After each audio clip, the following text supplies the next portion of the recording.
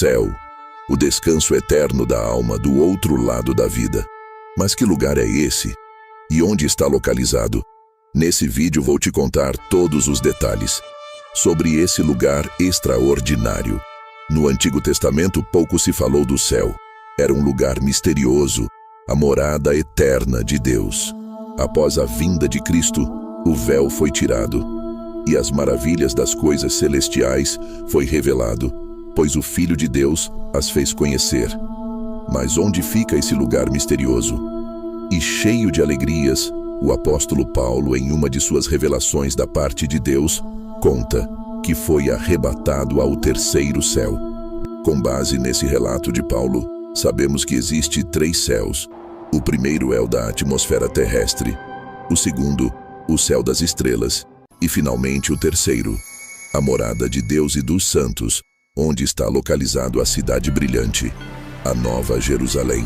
Mas há quem diga que tanto o céu e o inferno está em outra dimensão, a espiritual. Não sabemos ao certo em que plano está o céu, porém esse lugar existe e muitos almejam entrar nele, apesar que essa dádiva é para poucos, pois a entrada é de graça. Mas o caminho é difícil. O que encontraremos lá? E que satisfação esse lugar traz a seus habitantes? O céu é um lugar onde sua essência é basicamente a alegria e a satisfação plena. Não existe dor, angústias, ansiedades, pois tudo que é bom, agradável e satisfatório faz-se presente ali. Um contraste com o inferno, 2 opostos, o que deixa o homem infeliz aqui na terra. O homem busca conquistar o melhor do mundo, o sistema impõe isso, porém sua vida é breve e ele a gasta em sua busca desenfreada. Mas no céu, a busca é pelo conhecimento de Deus.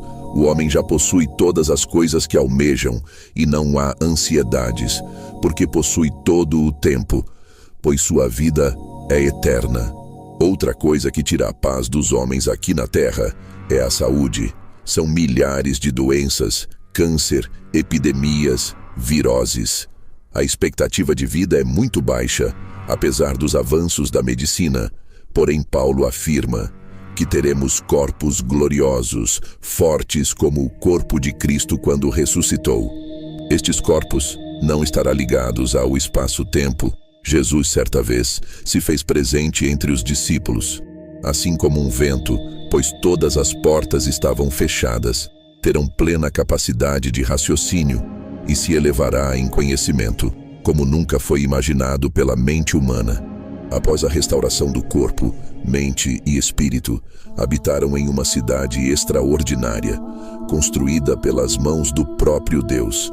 Não terão trânsitos caótico, como as grandes cidades, ou mau saneamento como as favelas, pois tudo foi feito com medidas perfeitas, e seus materiais é ouro e pedras preciosas.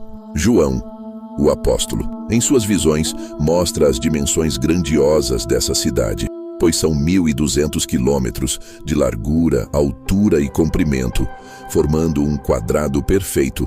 Toda ornada de pedras nobres, é também chamada de a cidade cintilante. Mas qual é o diferencial do céu? Deus é o principal objetivo, pois caso contrário, o céu seria apenas um lugar bonito. Sem ele, tudo se esgotaria na eternidade. Deus é o centro de toda a alegria do céu, pois nele habita todos os atributos perfeitos, é a fonte inesgotável de amor e conhecimento.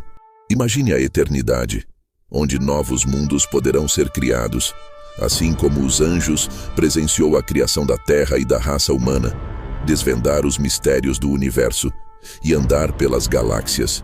O homem, em sua busca desesperada por conhecimentos, ainda não foi capaz de desvendar a 1/1000ª parte dos mistérios ocultos nesse planeta. Se o minúsculo globo terrestre ainda não foi desvendado, imagine a imensidão do universo, ou o céu que é a morada de Deus, pois a terra é apenas o descanso de seus pés. No livro de Jó, é dado uma breve ilustração de como tudo foi criado, o que fez Jó se maravilhar e abandonar toda a sua justiça própria. Também vemos o relato de Paulo, que viu o céu, mesmo estando em um corpo mortal. A visão foi tão grande que se fez necessário um espinho na carne, para que sua lucidez voltasse. João também não suportou a visão. E Cristo interviu, dando-lhe novas forças. Há diversos casos, como o de Daniel, que o fez desmaiar. Não seria possível expressar em palavras as maravilhas guardadas ali. Paulo, em suas visões, relatou que viu e ouviu coisas inefáveis, que mente ou coração nenhum compreenderiam, pois o que não subiu ao coração do homem foi o que Deus preparou. Um lugar como esse sempre tem um alto preço, assim como um bom vinho, um restaurante de renome ou um alto status social. A entrada no céu não é diferente, não é por ouro nem prata, mas pelo sangue, não o meu ou o seu, pois não tem nenhum valor e de modo nenhum pagaria a entrada. Com esse ato do Filho de Deus, se abriu uma porta, tanto para o céu como para a vida eterna. Não desperdice sua vida e não demore, Cristo te espera. Inferno, o terror dos homens, do outro lado da vida, como fábulas por muitos, por não acreditar que seria possível um lugar como esse existir. Às vezes, pelo fato que ninguém voltou de lá para contar, ou que Deus não mandaria alguém para um lugar como esse. Porém, quem mais falou desse lugar foi Jesus. Cheio de amor e de graça, toda a sua vida advertiu e buscou por palavras e atos convencer os homens a não ir para esse lugar, deixando de lado suas vidas de pecados. Pois existe 3 realidades terríveis sobre o inferno que vou lhe contar. E Jesus, sendo Deus e homem, sabia da severidade que esse lugar proporciona a seus habitantes. A primeira realidade é o fogo, tendo esse elemento como parte principal do seu ambiente, assim como temos um planeta composto de terra e água, somente fogo, fogo, fogo. Chamas como o magma no centro da terra. Jesus menciona que isso fará os homens ranger os dentes, e que seria melhor uma pessoa nunca ter nascido do que ir para esse lugar. O fogo tem 2 utilidades. Primeiro, purificar e renovar, assim como o ouro pelo ourives e a terra queimada se renova após as primeiras chuvas, ou para destruir, como Sodoma e Gomorra e os soldados do rei Acasias. Porém, como não foram purificados pelo fogo do Espírito, só lhes resta as chamas eternas. A segunda realidade do inferno é a eternidade. Questionada por muitos, não conseguem acreditar que um castigo tão severo seja por toda uma existência. Muitos acreditam no inferno, mas a eternidade é demais para eles. Mas o que a Bíblia fala sobre esse tema? É eterno no sentido literal, ou o sofrimento, sendo tão grande, pode parecer eterno? A Bíblia fala em Apocalipse que a fumaça de seu tormento sobe para todo o sempre. Jesus também menciona na parábola: afasta-se de mim, para o castigo eterno. Porém, a palavra mais forte, que é determinante, é a palavra grega, aionios. Essa palavra é usada tanto para determinar a vida eterna, como o castigo eterno, deixando claro assim que tanto a felicidade e bem-aventurança, como o sofrimento e a desgraça, serão vividas de forma proporcional. Um sábio disse que a eternidade é como um pássaro que bica um grão de rocha do Monte Everest. A cada 1000 anos, assim que carregar toda a montanha, será colocada outra no lugar, e bilhões de vezes. A terceira e última realidade pode ser a mais terrível, é ser lançado para longe da presença de Deus.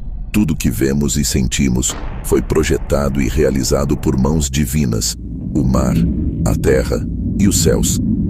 Pense na satisfação das belas paisagens, as cores, os sabores e as boas emoções que sentimos. Tudo isso desfrutamos mesmo não sendo boas pessoas. Porém, no inferno, não terá alegrias, boas músicas, pois o único som que se ouve são dos gemidos das almas penantes. Não verá a beleza de uma flor, a brisa calma no rosto, pois lá só existe quentes vapores e terríveis odores de enxofre. Tudo que é belo, bom e agradável não se faz presente nesse lugar, Dois pesos, duas realidades totalmente opostas e extremas. O apóstolo Paulo mencionou em suas cartas: nenhum sofrimento vivido aqui nessa terra pode se comparar com o peso da glória preparada para os santos. O mesmo se diz do inferno. Nenhum glamour, riquezas e alegrias terrenas pode compensar a perdição eterna de uma alma que atravessa aqueles portões negros. Um dos maiores mistérios da Bíblia é, sem dúvidas, a volta de Cristo. Onde será estabelecido o reino, o juízo final e a renovação de todas as coisas? Jesus foi bem enfático em dizer que nem ele, nem os anjos, sabe o dia e nem a hora, somente Deus, o Pai, deixando assim ainda mais mistério para nós, pobres mortais. Mas existem dois tipos de sinais quanto à sua volta. Primeiro são os sinais de proximidade, depois os sinais de exatidão. Jesus, no Sermão da Montanha, falou aos discípulos: quando virem guerras, terremotos, pestes e o aumento dos falsos profetas, sabeis que sua vinda está às portas. Porém, Paulo, o apóstolo, foi mais além, em afirmar que dois sinais irá marcar a vinda exata de Jesus. É o que eu vou lhe contar agora. O primeiro sinal é a apostasia. A palavra vem do grego e significa afastar. O afastar de algo que antes estava ligado. Será um desligamento em massa da fé verdadeira. Esse primeiro sinal já está em ação, mas será necessário chegar ao ponto máximo para que o segundo e último sinal venha, pois será uma preparação. Observe o mundo cristão. Nunca se viu tantos abandonos da fé, são milhões afastados. A Europa, o berço da Reforma, vive uma onda de ateísmo. As canções e pregações inflam o ego das pessoas e não traz humildade pessoal, o que leva ao arrependimento e perdão dos pecados. Abusos, assassinatos, são cometidos tantos por crentes como ímpios. Jesus uma vez perguntou: será que quando o Filho do Homem vier, achará fé na terra? O segundo sinal será a volta exata de Cristo, pois Paulo diz: não será assim. Antes que venha a apostasia e se manifeste o homem do pecado, o surgimento do anticristo será o ápice. Todos os sinais antes dele será como o princípio das dores, e os corações dos homens precisam estar endurecidos para o receber. Mas por que aceitaram um ser tão maligno e perverso? A Bíblia deixa claro por que Deus está enviando uma grande ilusão no fim dos tempos. E com todo o engano da injustiça para os que perecem, porque não receberam o amor da verdade para serem salvos. E por isso Deus lhes envia a operação do erro, para que creiam na mentira, para que sejam julgados todos os que não creram na verdade, antes tiveram prazer na injustiça. 2 Tessalonicenses 2. Diversas teorias têm sido levantadas sobre a identidade desse homem perverso. A Bíblia deixa 3 referências onde você possa identificá-lo. Ele terá poder espiritual, autoridade mundial e alto poder de sedução. Ele será um ser pessoal, não uma organização, pois tentará imitar a Cristo em todas as coisas. Seu poder espiritual virá de Satanás e do falso profeta terá o apoio de um líder religioso que fará grandes sinais, dando assim credibilidade ao anticristo, formando uma trindade maligna. Para que seu domínio mundial aconteça, será necessário que o atual sistema caia, econômico, monetário e religioso. Ele será um líder carismático, terá uma oratória impecável e será como um anestésico para o mundo, quando esse estiver em ânsias. O anticristo foi comparado a alguns líderes mundiais, há tempos passados, por possuir características parecidas. Uma delas é Antíoco IV Epifânio. Esse governante teve uma ascensão meteórica, quebrou tratados de paz e profanou o templo de Jerusalém, sacrificando um porco no altar, animal imundo para os judeus, sendo o modelo mais aproximado do anticristo, mas com toda a maldade desse líder, ainda é incomparável com o que há de vir. Hitler, o líder da Alemanha nazista, outro modelo, tinha uma oratória fascinante, iludiu toda uma nação, a fazer todos os atos nojentos que vemos na Segunda Guerra Mundial. Outra característica é o extermínio. Nos campos de concentração, veremos outro ato desse, porém não por semitismo, mas por opor a seu governo maligno. Passagens bíblicas como Daniel, Mateus e Apocalipse é onde você encontra todos os detalhes desse tempo terrível. Julgamento final, um evento que ocorrerá no fim dos tempos. Existem alguns aspectos sobre esse julgamento que você deve conhecer e fará você repensar toda a sua vida e o que realmente está em jogo. Primeiro, será um julgamento em que não terão segunda chance, pois o veredito é de última instância. Deus fez o homem em sua forma original, corpo, alma e espírito, pois disse Deus: façamos o homem à nossa imagem e semelhança. Porém, após a queda no jardim do Éden, essa harmonia foi quebrada e houve um divisor de águas, pois a morte dividiu o homem entre o material e espiritual, abrindo também dois caminhos, céu e inferno. Apesar de existir dois caminhos, os homens trilham apenas um, o caminho largo, que vai direto para o inferno, pois o pecado matou o espírito do homem, que era a ligação entre ele e Deus. Para equilibrar a balança, Deus envia seu Filho, primeiro para perdoar os pecados, depois ressuscitar o espírito e dar a possibilidade de escolher um novo caminho. Após esse plano de Deus para a redenção do homem, já não resta mais desculpas, e toda a alma terá que prestar contas naquele dia, tanto grandes e pequenos, ricos e pobres, pois a queda de Adão passou a toda a sua descendência como uma herança maldita. O segundo ponto é a pena aplicada. O que realmente está em jogo? Só existe uma condenação, o terrível castigo, apenas uma prisão, o lago de fogo e enxofre, e apenas uma duração, será por toda a eternidade. Existem dois motivos para um castigo tão severo. Primeiro, é o tamanho do crime. Vemos apenas os crimes como graves, sendo estrupos, assassinatos e torturas. Porém, os olhos de Deus são infinitamente sensíveis, pois cada pecado, por menor que seja, é apenas uma fruta não amadurecida. E todo o pecado grande um dia foi pequeno, pois Deus restringe com seu poder a maldade do homem. O segundo ponto é o tamanho da existência da alma humana, pois mesmo tendo cometido pecados de pena eterna, sendo sua existência de pouca duração, logo seus tormentos acabariam, porém sua alma é sem fim, o que é proporcional a seu castigo.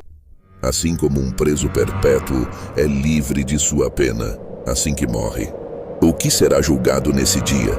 Haverá uma enorme diferença dos tribunais terrenos, pois lá só terão a verdade. Todas as provas serão coletadas, palavras, ações e omissões, aquilo que você falou, fez e deixou de fazer. Uma prova determinante será o foro íntimo, aquilo que você pensa, e as intenções das suas ações. Outra curiosidade é o lugar desse julgamento. A Bíblia não especifica o local exato. Porém, em Ezequiel 20 diz: eu os levarei ao deserto das nações, e ali os julgarei cara a cara.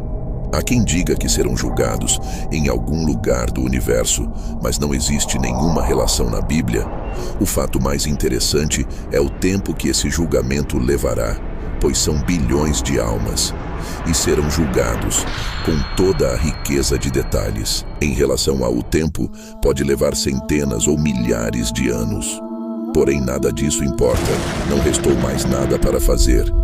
Todas as coisas se passaram, a vida cotidiana, os negócios e toda a estrutura da terra. Só existe a expectativa de uma terrível eternidade para os condenados, ou de uma eterna alegria para os salvos. Além de Apocalipse, Daniel, as parábolas de Jesus são as que dão mais detalhes sobre esse evento, pois sendo Jesus homem e Deus, sabia de todos os acontecimentos descritos aqui. A queda, em um tempo remoto, acima das estrelas, uma nota desafinou na melodia celeste. Uma rebelião se iniciou, e os mundos nunca mais foram os mesmos. Quais motivos levaram ao descontentamento dos anjos?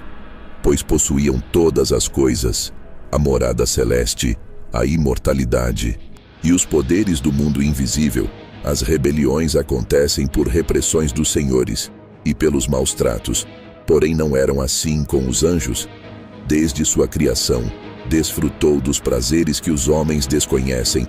No entanto, uma chama maligna se acendeu dentro de um anjo, contrariando toda a natureza e a ordem do universo. Contaminou o céu, manchou a terra e acendeu o fogo do inferno. Alguma coisa nova tinha acontecido. Uma mancha negra entrou na harmoniosa vida angélica. Mas somente Deus sabia.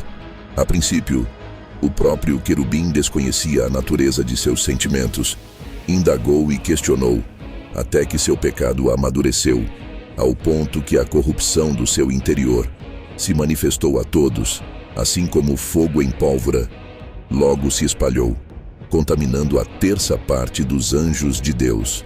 Duas questões intriga as mentes mais brilhantes. Primeiro, como Lúcifer convenceu os anjos a se rebelar contra o Criador.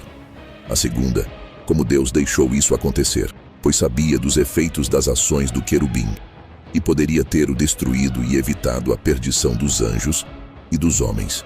A alta posição de Lúcifer no céu foi um fator determinante para convencer os anjos, pois era o sinete de Deus, o modelo de perfeição.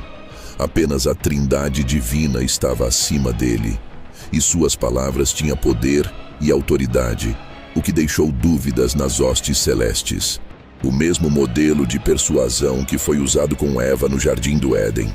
Após a dúvida entrar no íntimo dos anjos, o pecado fez seu trabalho de corromper tudo que é bom, até que as dúvidas deu lugar à rebelião aberta, e suas permanência no céu não poderia ser mais aceita. E houve guerra nos céus. Miguel e os seus anjos batalhavam contra o dragão, e batalhavam o dragão e os seus anjos, mas não prevaleceram. Apocalipse 12. A batalha épica que refletiu através das eras. Enfim, Deus os lançou violentamente na terra, e ser vaguantes pelas profundezas do universo. Mas alguns prendeu no abismo escuro, e os reservou para o dia do juízo, como diz o livro de 2 Pedro. Com a queda, um imenso buraco se abriu nas hostes celestes.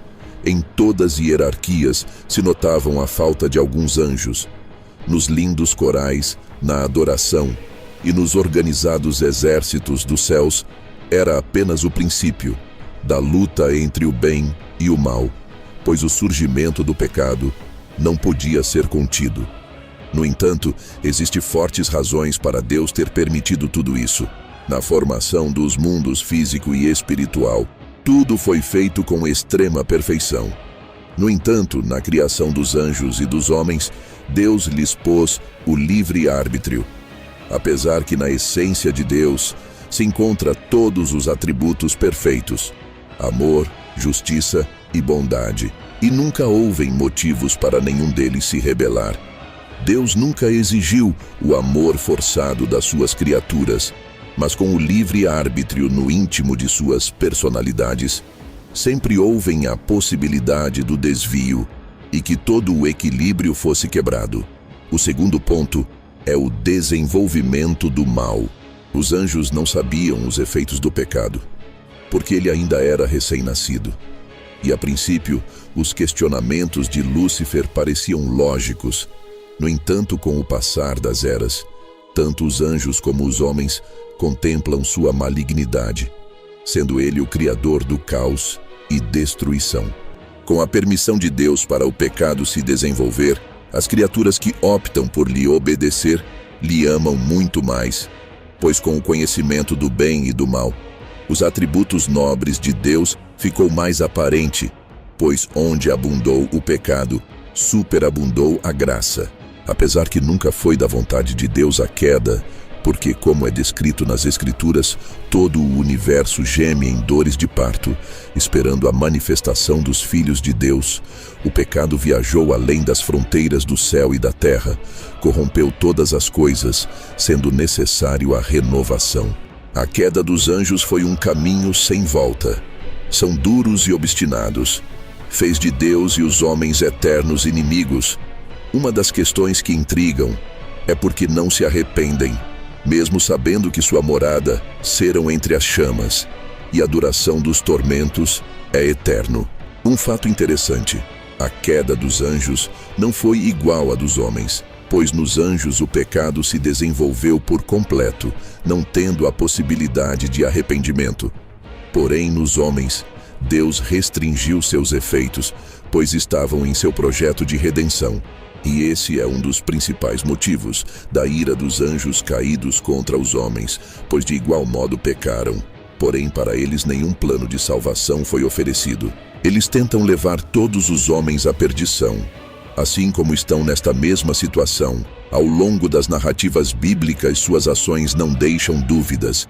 Tentou Adão e Eva, matou Abel, corrompeu os homens pré-diluvianos, até sobrar somente Noé.